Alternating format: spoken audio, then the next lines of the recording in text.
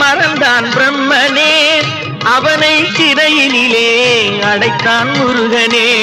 பிரணவ மந்திரத்தை மறந்தான் பிரம்மனே, அவனை சிறையினிலே அடைத்தான் முருகனே.